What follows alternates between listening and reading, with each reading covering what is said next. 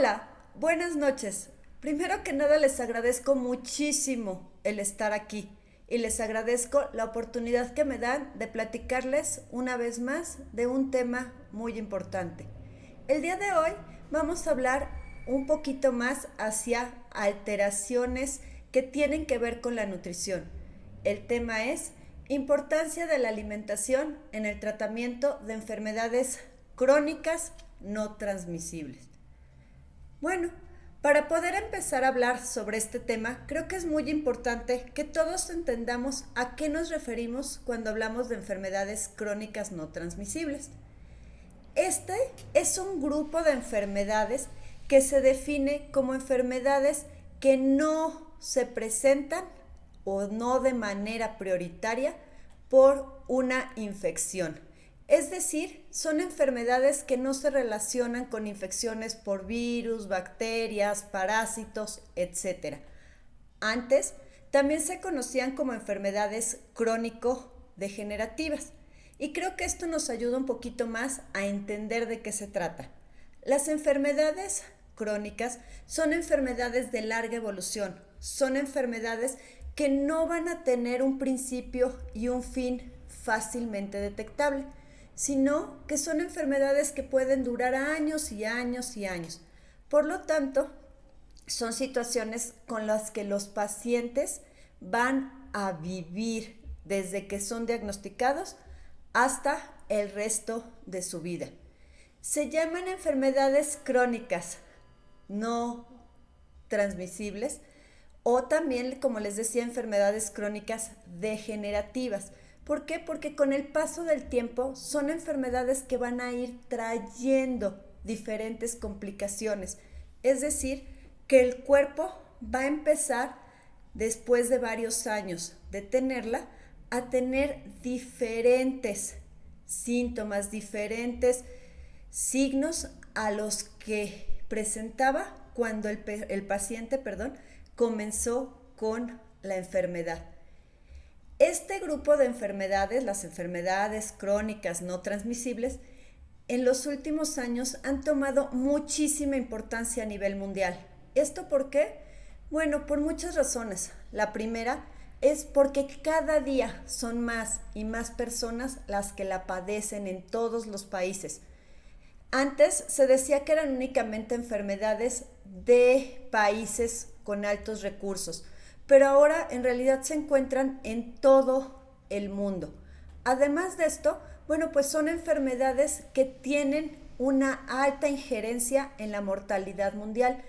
La OMS, Organización Mundial de la Salud, nos dice que alrededor del 80% de toda la gente que fallece en todo el mundo en un año tiene que ver con estas enfermedades o con las complicaciones que éstas le presentan. Y esto es alrededor de un 40 millones de personas al año. Y como les decía, se tratan de enfermedades crónicas, o sea, enfermedades de larga duración. Esto va a ocasionar en el paciente y en la familia, pues que tengan que estar yendo de manera constante al médico, que tengan que tener de manera constante rehabilitación, que tengan que estar tomando medicamentos de manera constante y por lo tanto se vuelven enfermedades caras a largo plazo, tanto para el paciente, su familia y en general para el sistema de salud. Las enfermedades no transmisibles o enfermedades crónicas degenerativas tienen mucha relación con la alimentación y con la nutrición. En muchas, la nutrición tiene que ver especialmente con la prevención, aunque en otras también tiene que ver con el tratamiento día a día del paciente. Existen un gran número de estas enfermedades. Entre ellas tenemos la diabetes mellitus, los diferentes tipos de cáncer, las insuficiencias orgánicas. ¿Qué son las insuficiencias orgánicas? Bueno, es cuando un órgano deja de cumplir su función normal en el cuerpo y por lo tanto el cuerpo empieza a tener diferentes alteraciones. Existen insuficiencia orgánica cardíaca, pulmonar, renal, etc. Otro grupo de enfermedades que entra dentro de estas enfermedades crónico no degenerativas son las enfermedades cardiovasculares, así como enfermedades del sistema nervioso, como serían el Alzheimer y el Parkinson. El día de hoy únicamente voy a hablar sobre 3 enfermedades. ¿Por qué? Bueno, porque son las más importantes, son la mayor parte de todas de estas enfermedades que se presentan en los pacientes, pero además porque tienen una clara relación con la nutrición.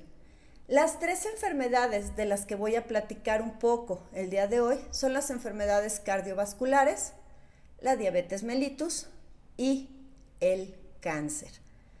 Así que, bueno, pues voy a empezar con las enfermedades cardiovasculares. ¿Por qué empezaré con esta? Bueno, porque resulta que estas enfermedades en general son la principal causa de muerte en nuestro país, o al menos así ha sido en los últimos años. Por lo tanto, es grande la cantidad de gente, la población mexicana, que las tiene. Dentro de las enfermedades cardiovasculares vamos a tener enfermedades que afectan directamente al corazón y otras que afectan directamente a los vasos sanguíneos, que serían las arterias y las venas. Dentro de las enfermedades del corazón o enfermedades cardíacas, que son las más importantes, tenemos el infarto a miocardio, o también conocido como el infarto cardíaco. ¿Qué es esto? Bueno, el corazón finalmente es un músculo y la función de este músculo, bueno, pues es latir todo el tiempo para mandarle sangre al resto del cuerpo. Pero el corazón como músculo también debe de recibir sangre para realizar esta función, este movimiento. Esta sangre la recibe a través de unas pequeñas arterias conocidas como arterias coronarias. Cuando estas arterias coronarias se tapan por completo, le deja de llegar sangre a una parte del corazón. Si son varios minutos u horas que el corazón como músculo no recibe sangre, esas células se mueren, dejan de funcionar. Eso es un infarto cardíaco. Es que un pedacito o una parte del corazón no recibió sangre y deja de realizar su función. Otra enfermedad importante dentro de las enfermedades cardíacas es la insuficiencia cardíaca. Como les comentaba hace un rato, la insuficiencia quiere decir que el órgano ya no tiene suficiente capacidad para trabajar. Ya les decía que la función del corazón es latir, pero si el corazón pierde esta capacidad y deja de moverse, entonces lo que pasa es que ya no manda sangre a todo el cuerpo y el cuerpo empieza a sufrir en diferentes partes. ¿Por qué? Pues porque finalmente la sangre es la que lleva el oxígeno y los nutrientes a todo el organismo. Otra enfermedad importante dentro de las enfermedades cardíacas es la arritmia. La arritmia es que el corazón no late de manera continua. A veces late más rápido y a veces late más lento. Y finalmente, dentro de estas enfermedades tenemos a la angina de pecho. La angina de pecho se caracteriza por la presencia de un dolor importante a nivel del tórax, pero a diferencia del infarto, en el infarto, les decía hace un rato, se cierra por completo la arteria y por lo tanto no le llega sangre al corazón. En la angina de pecho sí hay una pequeña oclusión, o sea, se cierra un poco la arteria, pero no por completo. Por lo tanto, sí hay paso de sangre, aunque de manera disminuida. Estas son las principales enfermedades cardíacas. En cuanto a las enfermedades vasculares, o sea, de arterias y venas, una de las más importantes es la enfermedad cerebrovascular, que como su nombre lo dice, es una enfermedad en la que se alteran los vasos sanguíneos del cerebro. ¿Qué es lo que pasa? Que las arterias o venas que llegan al cerebro se tapan, principalmente por coágulos. pero también puede ser por algunas sustancias como colesterol, triglicéridos, etc. ¿Y qué sucede? Bueno, algo bastante parecido a lo que les platicaba hace un rato del corazón. Lo que pasa es que al cerrarse, al taparse estas arterias que llegan al cerebro, pues no hay una buena irrigación cerebral. Y entonces una parte del cerebro deja de recibir sangre.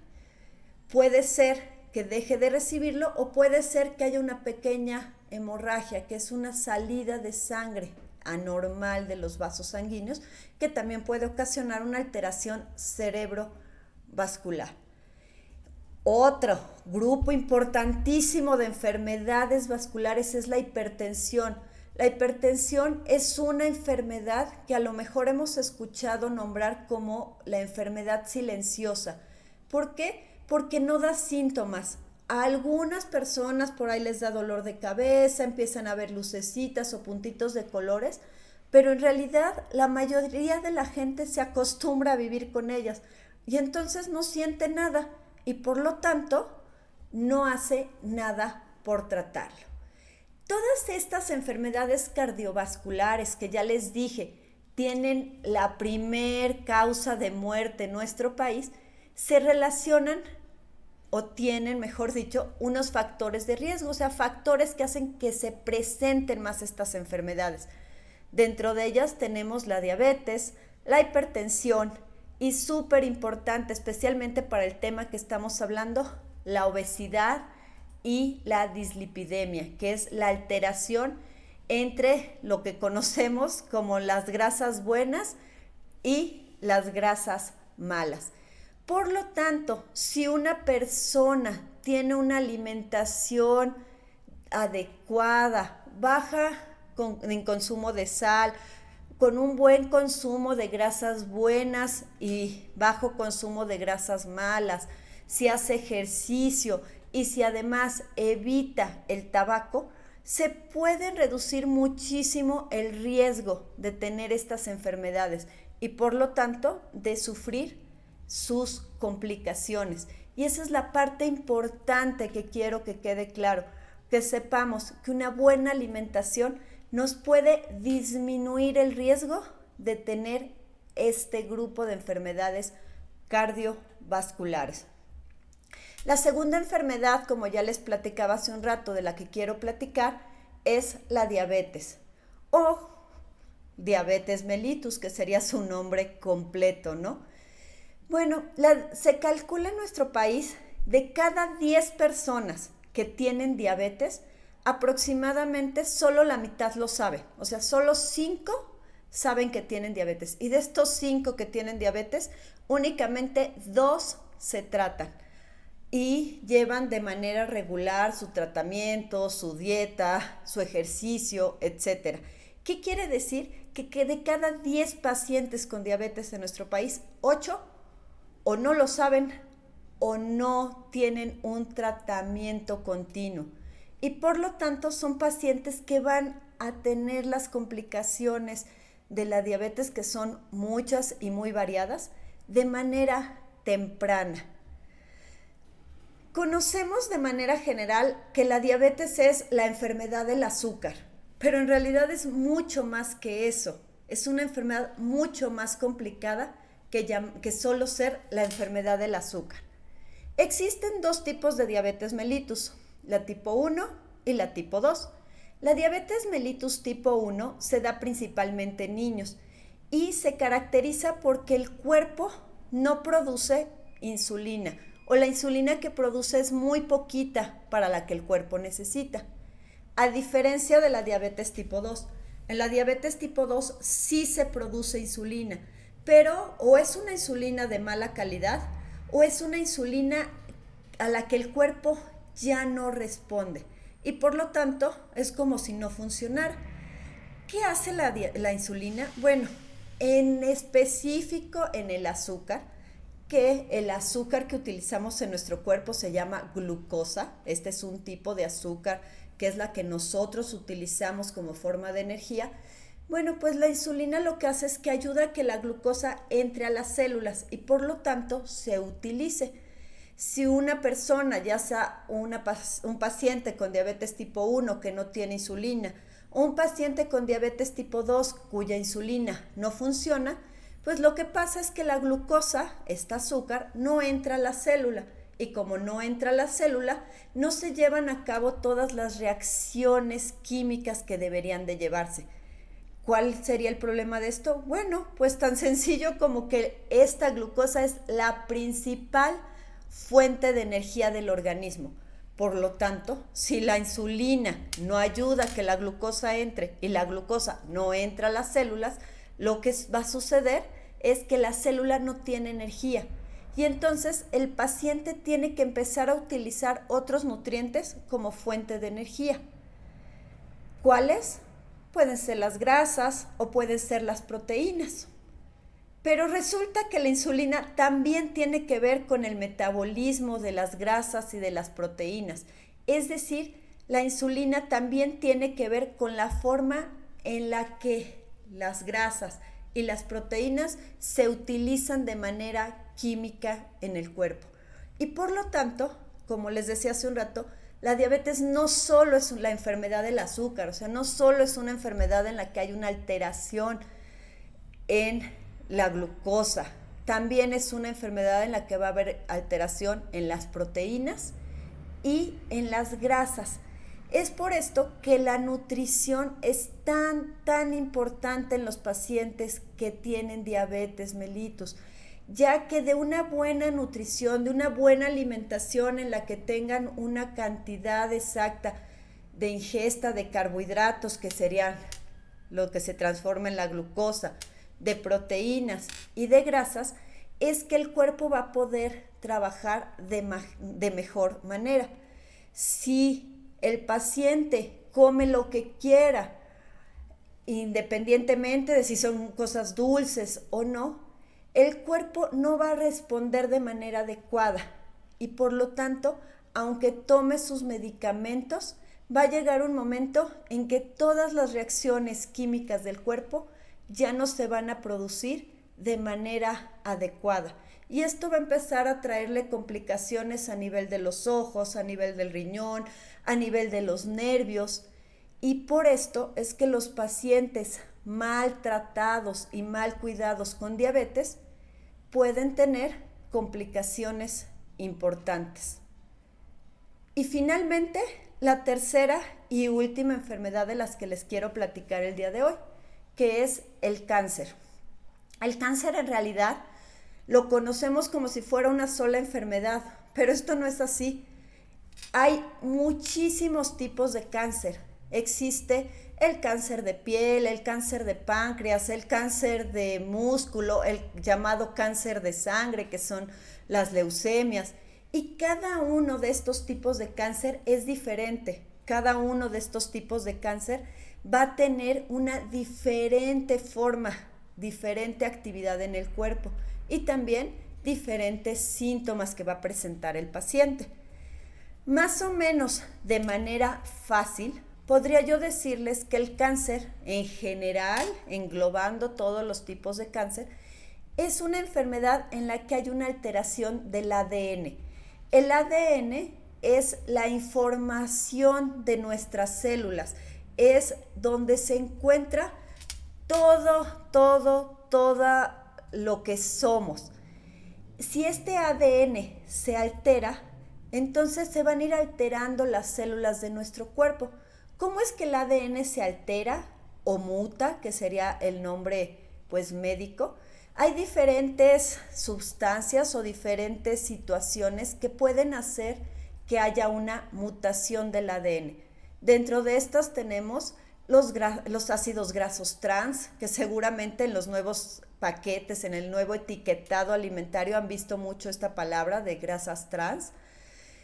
Y también otras situaciones que hacen que el ADN cambie son la luz ultravioleta. Seguramente han escuchado que estar mucho tiempo al sol ocasiona alteraciones. También la contaminación, el humo del tabaco, el alcohol, son situaciones que hacen que el ADN cambie. Al cambiar el ADN, lo que va a suceder es que ese ADN cambiado de una célula se va a transmitir de manera alterada cuando esta célula se duplique y por lo tanto vamos a tener 2 células alteradas. Estas a su vez al duplicarse van a hacer que tengamos 4 células alteradas, 8, 16, 32, etcétera, etcétera, etcétera, conforme se vayan duplicando las células. ¿Y qué va a pasar? Bueno, que estas células alteradas, estas células cancerígenas, son células que se van a reproducir muchísimo más rápido que las células normales. Son células que, a diferencia de las células normales, pudiéramos decir que son células inmortales, es decir, que se siguen reproduciendo, pero nunca se mueren. Y por lo tanto, son células que van a requerir mucho mayor cantidad de nutrientes que las células normales. Y entonces, uno de los primeros síntomas que aparecen en algunos tipos de cáncer es la pérdida de peso. Cuando un paciente pierde peso por el cáncer, nos está hablando de que hay una rápida reproducción celular y que estas células están utilizando toda la energía, toda la alimentación que el paciente se está llevando, se lo está llevando, por así decirlo, estas células.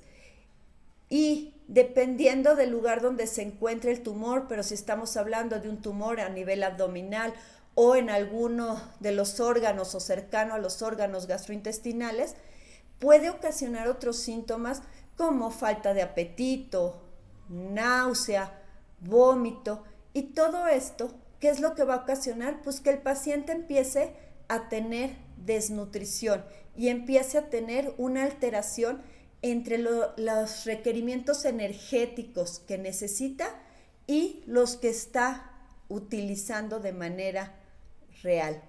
Así que, como podemos darnos cuenta, la nutrición en estos pacientes también es súper importante por la misma enfermedad. Y si a esto le sumamos el hecho de que muchos tratamientos contra el cáncer, como son la cirugía, la quimioterapia, la radioterapia y la hormonoterapia, también ocasionan síntomas y alteraciones en el cuerpo, pues el paciente necesita muchísimo mayor apoyo nutricional. Así que, como podrán darse cuenta, estas 3 enfermedades que nos ayudan a ilustrar las enfermedades crónico-degenerativas o crónicas no transmisibles, nos permiten darnos cuenta de la importancia de la nutrición clínica.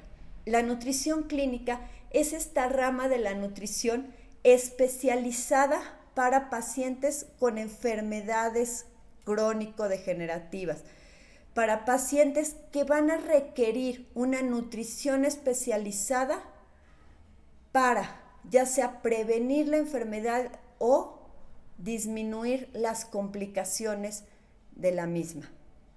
Les agradezco muchísimo que el día de hoy me hayan escuchado. Si en algo puedo ayudarles, por favor, contáctenme. Pueden escribirme o pueden buscarme en mis redes sociales. Me encuentran en Facebook y en Instagram como Dr. Antonella Rombola. Y si no, también aquí pueden dejarme sus comentarios. Con muchísimo gusto les estaré contestando. Y si alguien de ustedes o alguien que conozca necesita ayuda, no duden en compartirles este video. Muchísimas gracias.